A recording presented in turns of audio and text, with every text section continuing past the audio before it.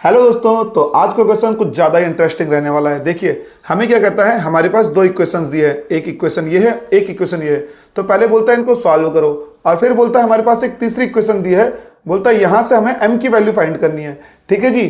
तो ऐसे इक्वेशनों को सॉल्व करने के लिए क्या करते हैं देख लेते हैं।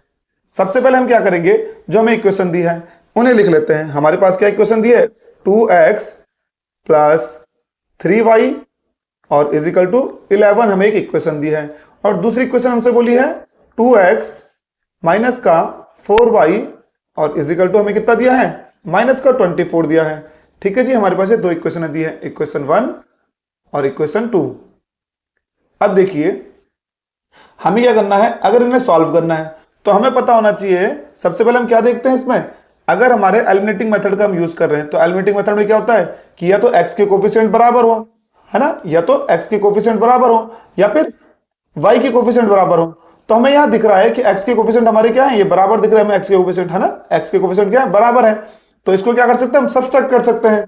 तो ऐसी इक्वेशन को क्या कर लेते हैं हम, सब्सट्रैक्ट कर लेते हैं। तो हमने बोला सब्सट्रैक्ट का मतलब क्या होता है, दोनों को माइनस कर लिया हमने, इक्वेशन सेकंड को माइनस कर दिया इक्वेशन फर्स्ट है। तो ये हमारे साइन चेंज होते थे, माइनस का हो जाएगा, ये भी माइनस का, ये माइनस का है तो प्लस का हो जाएगा, ये माइनस का है तो ये प्लस का हो जाएगा, है ना।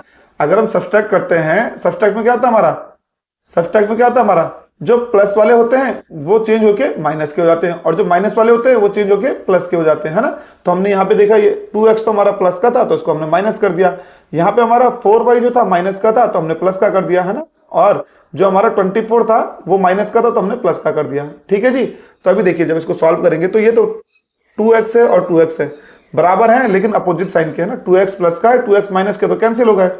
अब देखिए ये 3y जो हमारा है वो किसका है, प्लस का है, और 4y भी किसका है, प्लस का है। तो ये कितना हो जाएगा हमारा, 7 का y, है ना, 7y हो गया हमारा।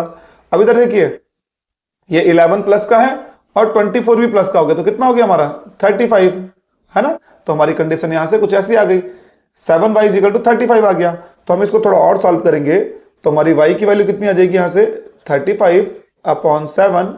तो यानी कि y इज इक्वल टू हमारा कितना आ गया यहाँ से, 7 कितने टाइम काटता है 35 को, 5 टाइम। तो y की वैल्यू तो हमारी कितनी आ गई यहाँ से, 5 आ गई। ठीक है जी।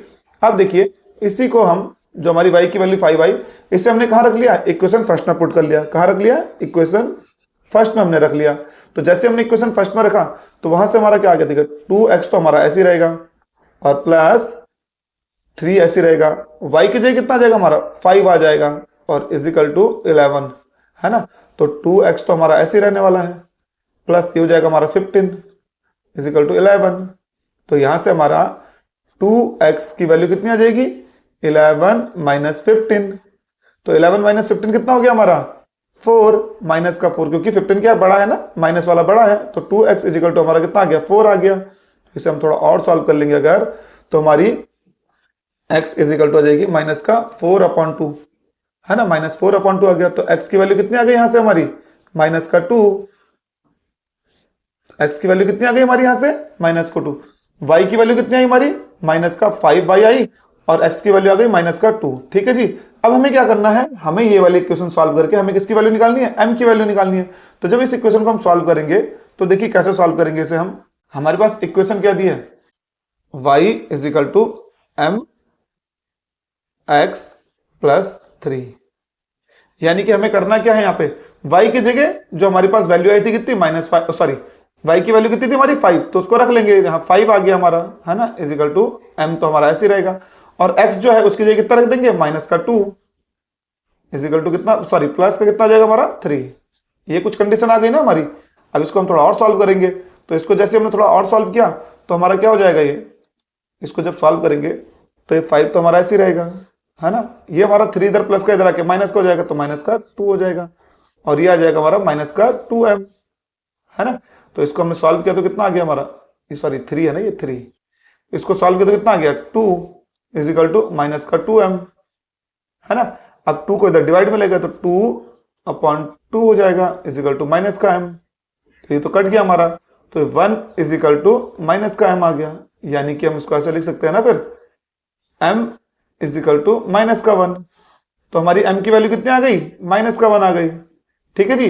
तो देखिए इस इक्वेशन हमने क्या किया, जो हमें दो इक्वेशन दी थी ये, है ना, 2x plus 3y is equal to 11 और 2x minus 4y is equal to minus 24। इन दोनों इक्वेशनों को हमने सॉल्व किया। हमने किससे सॉल्व किया? इससे एलिमिनेटिंग मेथड सॉल्व किया। एलिमिनेटिंग मेथड में क्या करते हैं, x का या y का किसी का भी कोफिशिएंट बराबर होना चाहिए तो उसको हम सब्सट्रैक्ट या एडिशन करके हम सॉल्व कर सकते हैं। तो हमने देखा कि x के कोफिशिएंट क्या थे, बराबर थे, तो हमने दोनों इक्वेशनों को क्या कर लिया, सब्सट्रैक्ट कर लिया। सब्सट्रैक्ट करने में क्या करते हैं हम, जो हमारे प्लस का साइन होता है उसे माइनस कर लेते हैं, जिसको सब्सट्रैक्ट करते हैं। जैसे ये नीचे वाली इक्वेशन थी ना हमारी, तो इनके एक साइन हमने चेंज कर दिया, ठीक है। फिर क्या आया यहाँ से 7y इज इक्वल टू हमारा 35 आया, तो इसको सॉल्व किया हमारे, तो y की वैल्यू कितनी आ गई, 5 आ गई थी, है ना, y की वैल्यू 5 आ गई थी। अब इस वैल्यू को हमने इक्वेशन फर्स्ट में रख दिया, तो जैसे हमने इक्वेशन फर्स्ट में रखा तो हमारी वहां से सॉल्व करके कितनी आ गई, y की वैल्यू x की वैल्यू कितनी आ गई थी वहां से, -2 आ गई। अब देखिए हमको एक कंडीशन और दी है, ये कंडीशन दी है कि y is equal to mx plus 3 और बोला इसकी वैल्यू को सॉल्व करके हमें क्या निकालना है, m की वैल्यू निकालना है। तो जो हमारा y की वैल्यू आई और x की वैल्यू आई उसको हमने इस इक्वेशन में रख लिया।